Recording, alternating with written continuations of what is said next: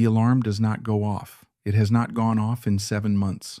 You stop noticing this around month 3, which is approximately when you stopped feeling like you were on an extended vacation and started feeling something else, something that does not have a clean name, and that none of the retirement content you consumed in the years of building toward this morning ever thought to describe. It is 8:41 a.m. on a Tuesday. You have made coffee. You have read for 40 minutes. You have done the thing you always said you would do when you had the time, which is sit at the window and watch the street without anywhere to be.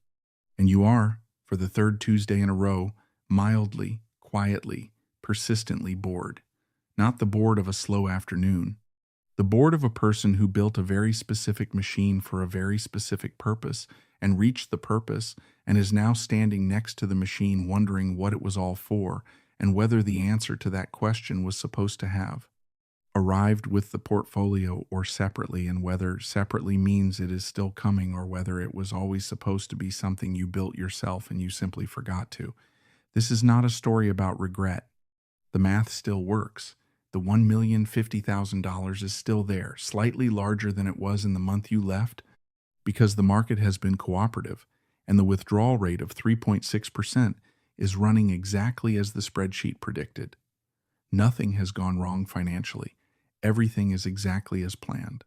That is, it turns out, a different thing from everything being exactly right. The first month is everything you imagined. You sleep past 7 every day. You cook breakfast properly for the first time in years, not the toast while standing breakfast of a person with somewhere to be, but the actual breakfast, with eggs and thyme. You read 3 books in the first 2 weeks. You exercise in the morning instead of before dawn or not at all. Your friend Ben calls. He is still at the job. He has a new manager he does not like and a performance review coming, and the particular exhaustion of someone who has been running the same race for long enough that the finish line feels like a myth. He asks how it is going. You tell him honestly. It is going well. It is going better than well. You are sleeping. You have read 3 books. You have learned to make proper omelets. He is quiet for a moment. Then he says it sounds amazing. You agree. It does sound amazing. It also is amazing. Month 1 has no asterisk. The rule month 1 of early retirement is not representative of early retirement. It is a decompression period that the body and mind require after years of structured demand. The rest that arrives in month 1 is real and necessary and will be mistaken for the permanent condition of the new life. It is not the permanent condition. It is the lobby. The actual building is what you find after the rest is done. The boredom arrives quietly around week 9, not dramatically. You do not wake up one morning in crisis. You wake up on a Tuesday and realize you have no particular reason to get out of bed at any specific time, no external structure that requires anything of you before noon, and that the freedom you spent 8 years building is, on this particular Tuesday, producing something that feels less like liberation and more like a slightly too large empty room. You take a walk. You make lunch. You read for an hour. You go for another walk. It is 2:17 in the afternoon, and the day is fine, and you are fine, and you are also aware that fine is not the same as purposeful, and that you have been fine for 9 weeks without being particularly purposeful, and that this gap between freedom and meaning is not something the spreadsheet had a column for. You start a project, a woodworking project, because you have always meant to learn woodworking, and now you have the time. You buy the tools. You watch 17 hours of tutorial content over 5 days. You make a shelf. It is functional. It is not beautiful. You put it in the garage and feel satisfied for approximately 48 hours. Then the shelf is done and the Tuesday is back. Your former coworker, emails to ask how retirement is going. You write back that it is great and that you are keeping busy. Both of these things are true in the way that things can be technically true while missing the more honest answer, which is that you are discovering that busy and meaningful are not the same thing, and that you have plenty of the first and are actively searching for more of the second. The rule. The structure that employment provides is invisible until it is gone. It is not the work itself that most people miss in early retirement. It is the shape the work gave to the day, the external pressure that created a reason to begin, a reason to continue, and a way of measuring whether the day amounted to something. Without it, the freedom is real, but the architecture of the day must be rebuilt from scratch, which is a different skill from the one that built the portfolio, and one that almost no retirement content prepares anyone for. You met her 8 months before you left the job. Her name is Maya. She is 32. She is a landscape architect with a project in 3 cities, and a salary that is neither large nor small, and a life she built intentionally over the same years you spent building yours, though in a different direction and with different tools. She was not part of the retirement plan, not because you excluded her, because the retirement plan was built by a version of you who was solving a specific problem, financial independence by a specific age, and who had not yet met the person who would turn the problem into a larger question. The larger question is this: you optimize the plan for a single person living on $38,000 a year in a city where that is sufficient. You did not optimize it for a relationship, for a shared life, for the particular financial reality of 2 people with different relationships to money, work, and the future trying to build something together. Maya works. Not because she has to, though she does have to. Because she wants to. Because her work is the kind that is not separable from who she is in a way that yours never was. She designs things that grow. She cannot automate that. She does not want to. You are 35 years old and retired. She is 32 years old and at the beginning of the most productive decade of her career. You are available at 2 p.m. on a Tuesday for the rest of your life. She is in a site meeting until 6. This asymmetry, which seemed abstract when you were building the plan, is entirely concrete now that you are living it. The rule: a retirement plan built for one person is not a retirement plan for a life. The number that covers a single person's annual expenses does not cover a shared life, a growing relationship, the natural expansion of what 2 people need from their money when they are building something together. The plan that produced the freedom is not wrong. It is incomplete. Completing it requires a different calculation than the one that got you here. You do the math again on a Sunday morning, not the original math, the new math. Maya and you have been together for 14 months. You have talked about the future the way people talk about it when the future is becoming concrete rather than theoretical. The conversation has produced some numbers that the original spreadsheet did not contain. A shared apartment in a better neighborhood than the one the 3.6% withdrawal rate was designed around, not extravagant. Just shared, which means larger, which means more expensive. $800 more a month than the current rent. A wedding, not elaborate, but real, with the people you both love, in a place that means something, which costs money regardless of how deliberately you approach it. You budget $22,000. Maya's parents contribute $8,000. The remainder is yours, children. This is the variable that rewrites the spreadsheet most completely. You have talked about 2. The timeline is not fixed, but it is not distant. You sit at the kitchen table on a Sunday with a coffee and a laptop, and you run the actual numbers for the first time. A child in your city costs approximately $15,000 to $18,000 a year in the early years.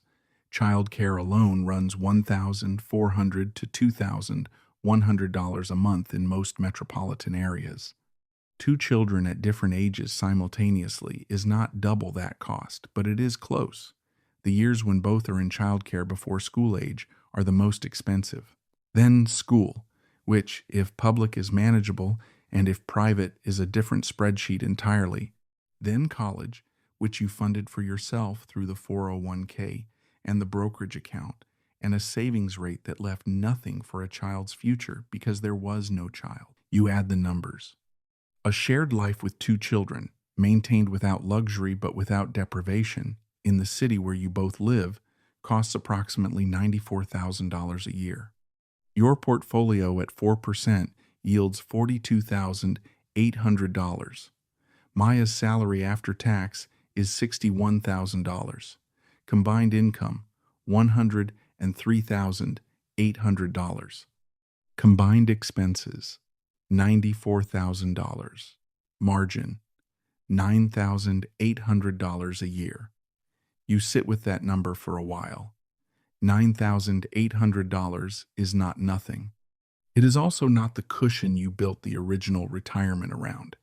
The original plan had a margin wide enough to absorb a bad market year without anxiety. This plan has a margin that requires both incomes to function, which means it requires Maya's salary, which means it is not financial independence in the original sense of the word. You are dependent again. Not on an employer, on the math holding, on Maya continuing to work, on the market not producing 3 consecutive bad years at the exact moment both children are in paid childcare. The spreadsheet that said $1,050,000 was enough was correct for the life it was designed for. The life it was designed for no longer exists. The rule: children are the most significant financial variable in a retirement plan, and the one most consistently excluded from early retirement calculations because the calculations are typically made before the children exist. The cost is not only financial, it is structural. Children require presence, availability, and a kind of reliable daily engagement that the 4% rule does not address and that a portfolio cannot provide. The money buys the time. The time is what the children need. That alignment is one of the genuine advantages of having built the financial independence before the family, but it changes the number. It always changes the number. You go back to work, not to the job you left, not to the industry, not full-time, but back to something that generates income. And the decision is not the defeat it would have felt like at 34 when the plan was still a plan and not yet a life. Here is what you do. The woodworking shelf in the garage is not beautiful, but the process of making it revealed something about how you think that turns out to be useful. You are good at explaining complex systems in plain language. You spent 8 years understanding financial independence deeply enough to execute it. You know things that most people spend their whole lives looking for someone to explain. You start writing. Not a blog, not content in the performing sense of the word. A newsletter, small at first, sent to 23 people in the first month. You write about the math, the real math, the one that includes the recalculation and the wedding and the childcare and the margin that surprised you at 36, the same way the original number surprised you at 27. The newsletter grows. Slowly. The way things grow when they are built from something real rather than performed for an audience that does not exist yet. By month 8 of writing it, it generates $3,200 a month. Not enough to replace a salary. Enough to widen the margin from $9,800 a year to something that breathes. By month 18, it generates $7,400 a month, which is enough to change the calculation entirely. To move the family's financial position from dependent on 2 incomes to genuinely stable on 1 income, plus the portfolio, plus the work you chose, rather than the work that chose you. You are 37 years old. You have a daughter. Her name is Noah. She is 4 months old, and she costs approximately $1,600 a month in childcare and an amount in sleep deprivation that does not appear in any spreadsheet, but is the most significant cost you have encountered in either direction since the month you left the job. She is also, by a distance that requires no calculation, the reason the original plan was not the whole plan.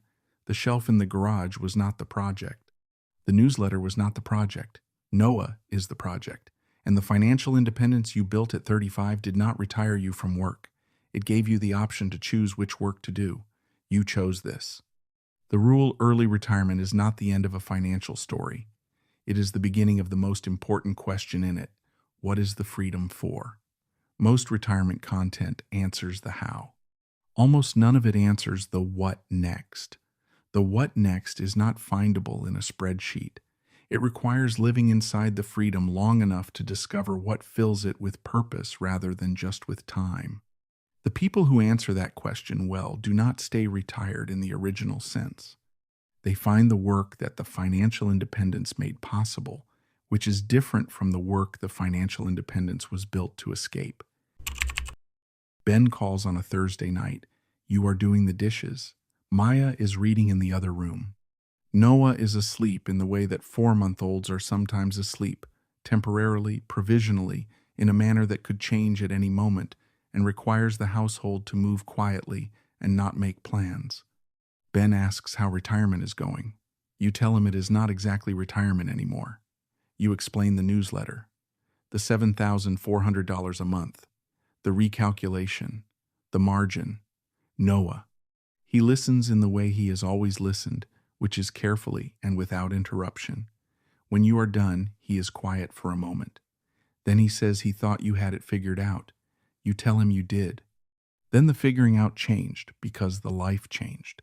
He asks if you regret it, the early retirement, the years of the 60% savings rate, the apartment chosen for the number instead of the neighborhood.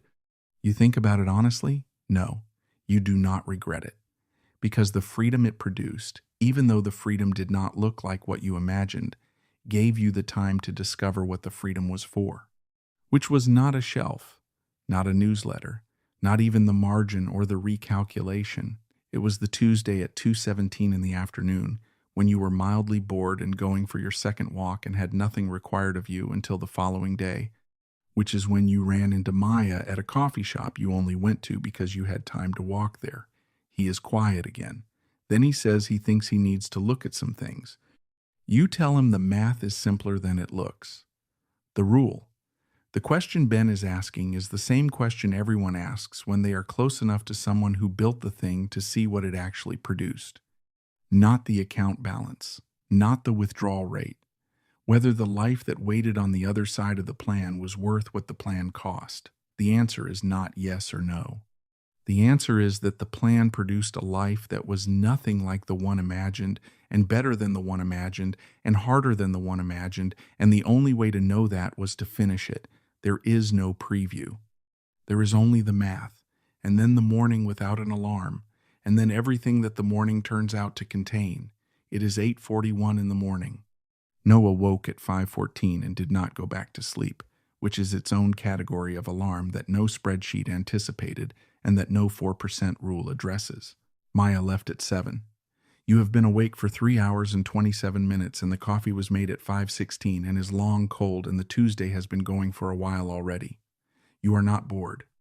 You are not free in the way the original plan defined freedom, which was an empty calendar and an account that ran without your attention and a Tuesday that belonged entirely to you. You are free in a different way. The way that arrives after the boredom and the recalculation and the newsletter and Noah and the conversation with Ben on a Thursday night over dishes. The freedom to have chosen this, not the freedom from something, the freedom towards something. That is a different word for what you have now. Not retirement, not independence exactly, something closer to authorship. You are writing the days instead of surviving them, which is what the plan was always trying to produce, and which turned out to require more than a number and a withdrawal rate to find. The shelf is still in the garage. It is still not beautiful. Noah will probably use it for something someday, in a life that starts from a floor you built before she existed, pushing against a ceiling that will not be there for her because you spent the years before she was born removing it. That was always what the plan was for. You just did not know it yet when you were building it.